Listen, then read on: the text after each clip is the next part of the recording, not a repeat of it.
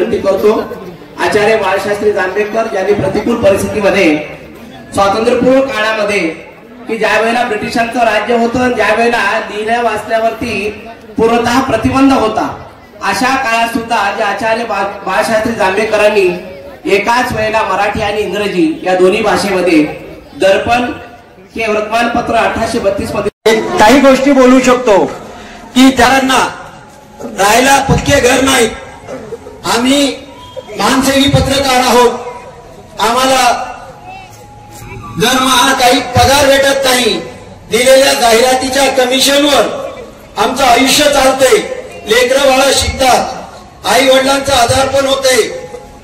त्यातच आमचं काही बरं वाईट झालं तर आम्हाला सुरक्षा कवच असावं म्हणून आम्ही विमा काढला. परंतु आजही जिंतूर शहरात नवे तालुक्यातील बऱ्याचशा पत्रकारांना राहण्यासाठी पक्की घरे नाहीत.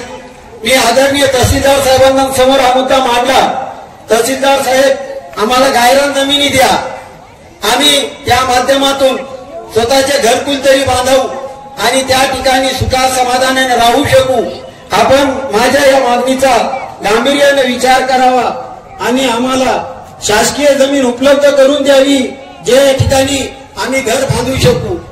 यापुढे उद्या नात्यातील जोडणारी एक संघटित शक्ती म्हणून आजकाल आपण पाहतो टीव्ही इलेक्ट्रॉनिक मीडियामुळे बरेचसे कुटुंब बरेचसे संसार विस्कटले आहेत. त्या संसाराला हसत खेळत नाते एका दोऱ्यामध्ये कसे ओवावे जाणे करून ती सुंदर माळ दिसावी म्हणून गंमत असते नात्यांची. ही एक नाटिका आम्ही या ठिकाणी आयोजित केलेली आहे.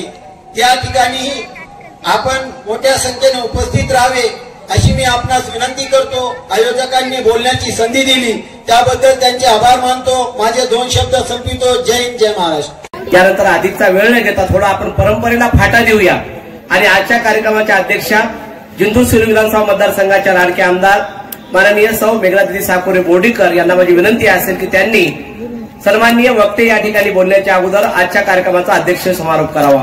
सन्माननीय मेघनादिदी साकोरे बोर्डीकर.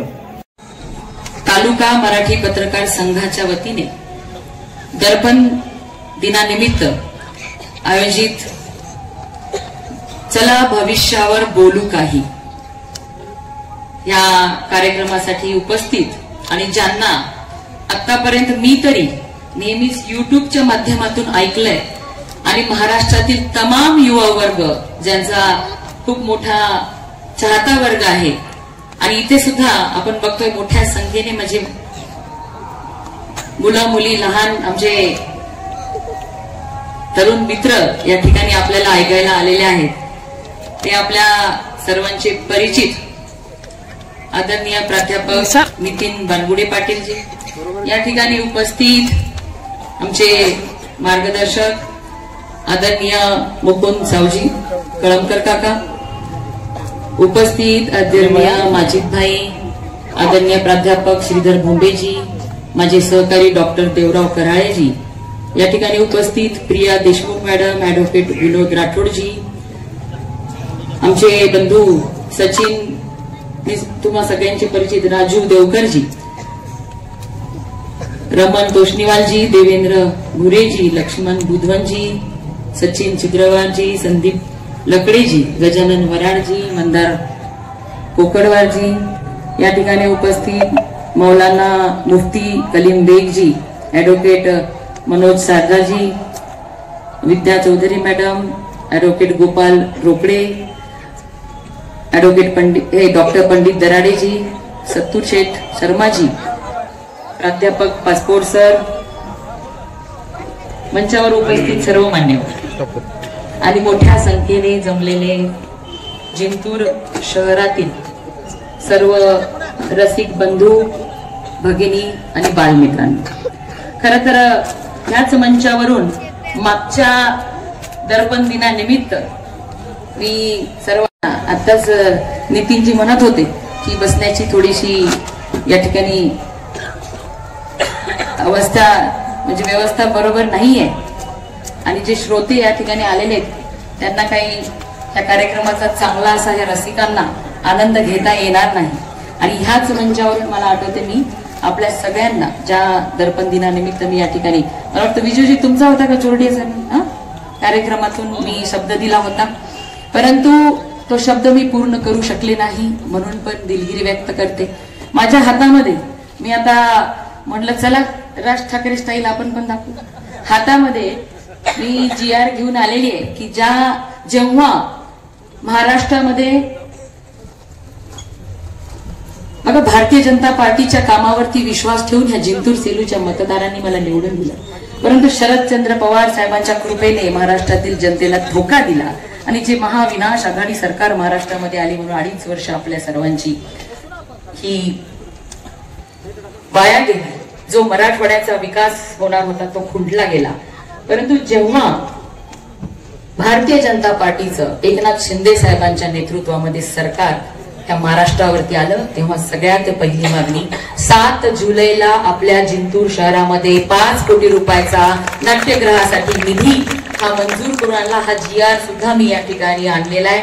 मी आपल्या बबलू शकील भाईंना हे त्यांच्या हातात देते की तो तुम्ही तपासावा.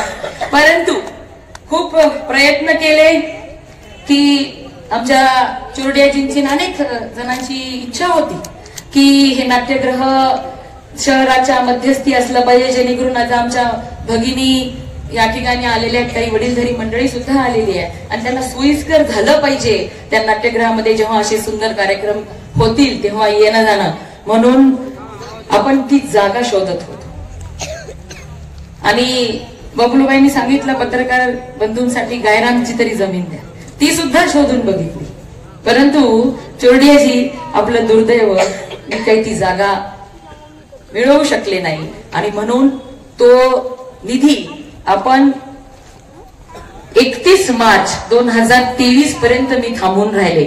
7 जुलै 22 पासून 31 मार्च 2023 पर्यंत मी थांबली की मला जागा आता मिळेल, मग मिळेल मी करेल. तो 5 कोटी रुपये निधी तसाच पडून होता. मग मी तो जिंतूर शहराच्या रस्त्यांसाठी वर्ग केला. हा सुद्धा GR मी आता सोबत घेऊन आले आणि तो मी बबलूंच्या हाती देते. म्हणून पण काय हरकत नाही, आपल्या राज्यामध्ये शिंदे फडणवीस पवार साहेबांचं सरकार आहे आणि आपल्या राज्याला एक दूरदृष्टी असलेला आणि मोठ्या मनाचा सांस्कृतिक कार्यमंत्री म्हणजे सुधीर भाऊ मुनगंटीवार यांच्या मार्फत ते आहेत या मंत्री. आणि त्यांनी आताच आपण बघितलं असणार पुण्याच्या कार्यक्रमामध्ये सुद्धा, आणि मला त्यांनी शब्द दिलेला आहे की मेघना तुला 5 नाही 7 कोटी देतो, तुझ्या जिंतूरमध्ये सुंदर असं नाट्यगृह तू तयार कर. त्यामुळे लवकरच एक जागा सुद्धा चोरड्याची आम्ही शोधली, फायनल केली आणि ती तुमची दिदी मिळवणार, त्याची विश्वास तुम्हाला आहे की नाही? कोणाकोणाला विश्वास आहे सांगा?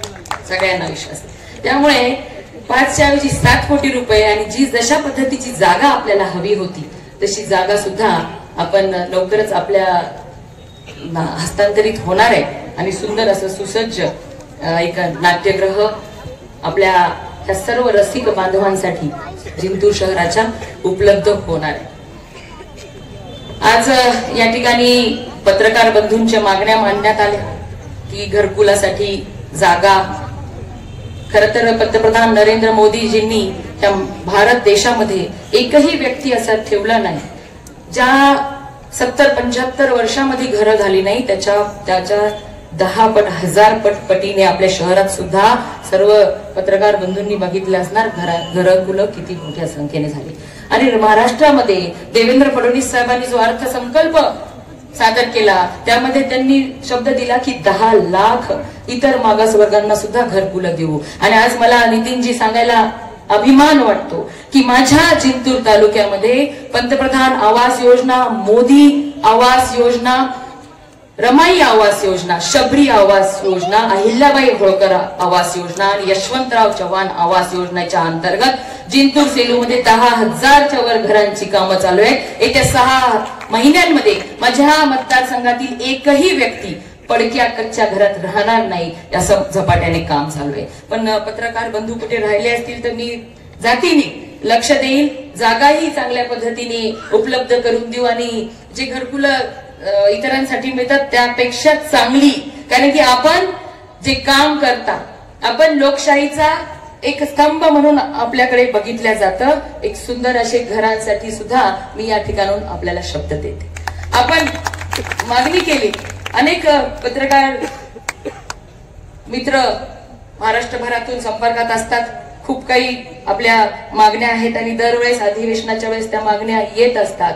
निश्चितच त्या सगळ्या मागण्यांचा विचार केला जाईल आणि त्यांना मग इन्शुरन्सचा आहे, एक फिक्स मानधनाचा आहे, हे सगळ्या मागण्या आपल्या मान्य व्हाव्यात ह्यासाठी शिंदे, फडणवीस, पवार साहेबांच्या मागे लागून मी या मागण्या मंजूर करून घेण्याचा प्रयत्न करते. नितीनजी, मला सांगायला अभिमान वाटतो की आमच्या जिल्ह्यात सगळ्यात सतर्क अलर्ट पत्रकार कुठले असतील तर माझ्या जिंतूर तालुक्यात. एकदम वस्तुस्थिती पण कधी कधी थोडस मला वाईट वाटतं. जसं की कालचीच घटना एका पेपर मध्ये ती घटना चुकीच्या पद्धतीने छापला गेली. चुकीचे वार्तांकन टाळलं पाहिजे एवढीच मी अपेक्षा ह्या मंचावरून सगळ्यांकडून करते.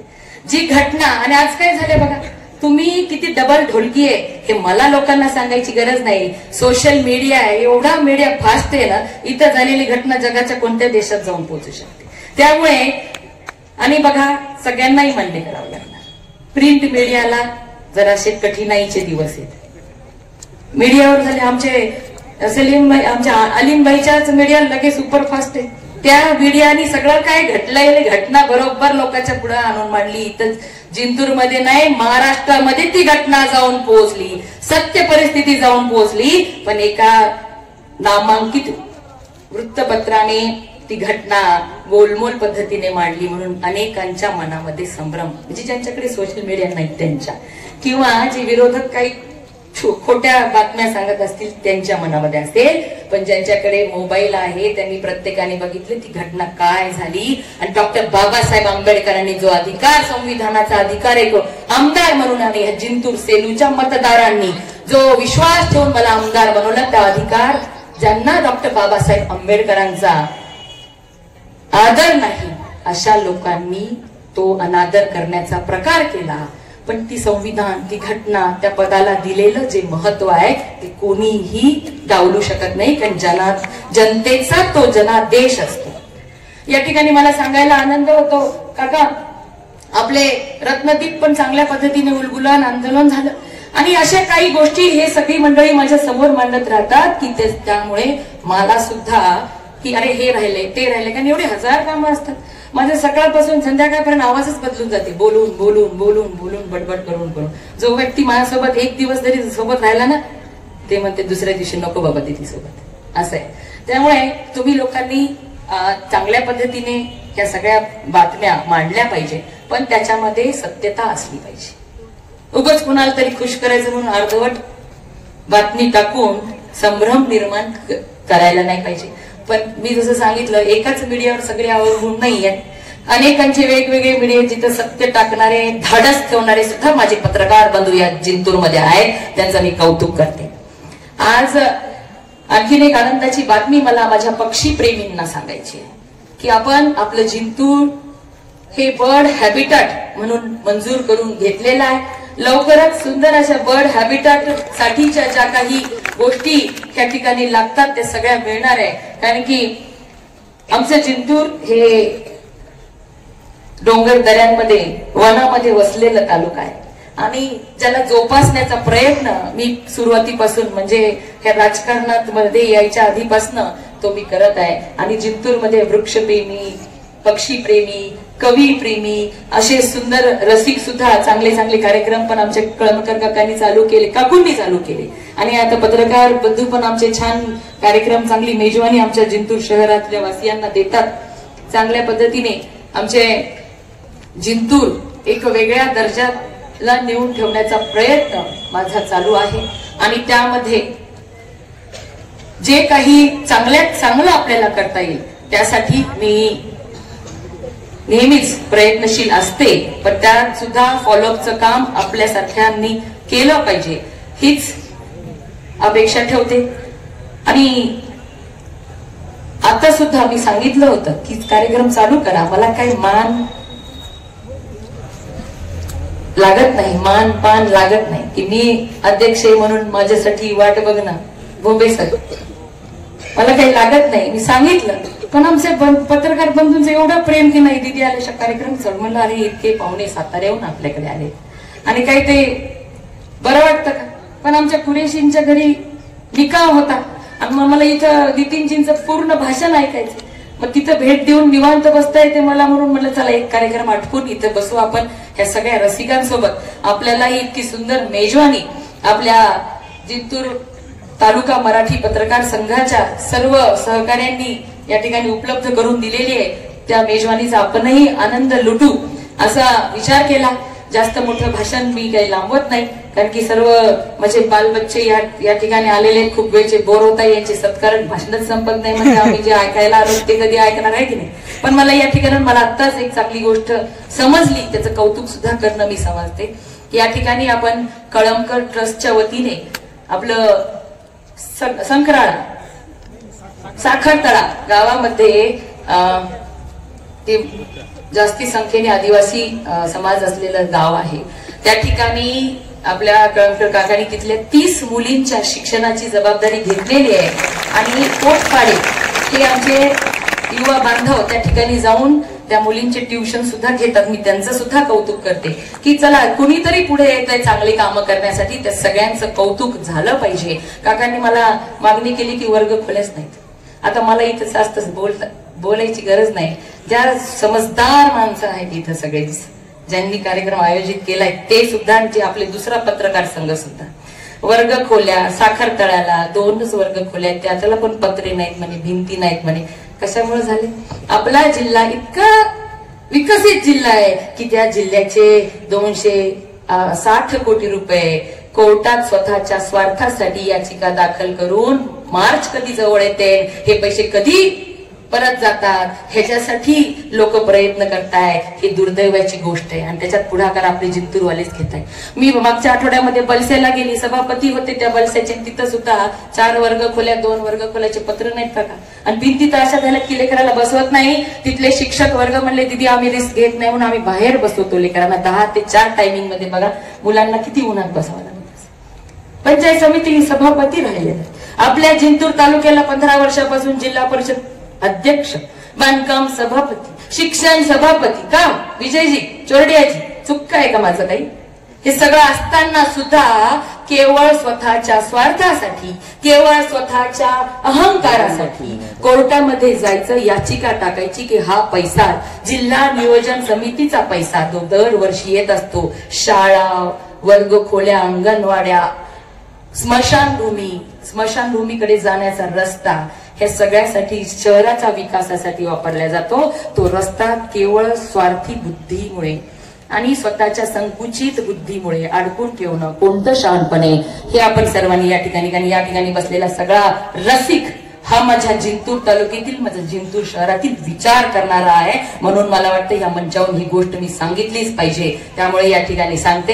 पण हा काही विषय आता हे मंच पण योग्य नाहीये, पण मला राहवलं नाही म्हणून मी सांगते. परंतु मी सगळ्या पत्रकार बंधूंना शुभेच्छा देते की तुम्ही एक समाज सुधारणेचं काम करत असतात, की समाजाचा आरसा म्हणून तुम्ही काम करत असतात. हे काम असंच चालू ठेवा, पण अर्धवट चुकीचं वृत्तांकन झालं नाही पाहिजे, एवढीच अपेक्षा आपल्याकडून व्यक्त करते. आणि ज्या मागण्या आपण या ठिकाणी ठेवल्या त्या मागण्या पूर्ण करण्याचा शब्द देते. थांबते. धन्यवाद. जिंतूर सहार न्यूज चॅनलची बातमी आवडल्यास सबस्क्राईब करा, लाईक करा, शेअर करा.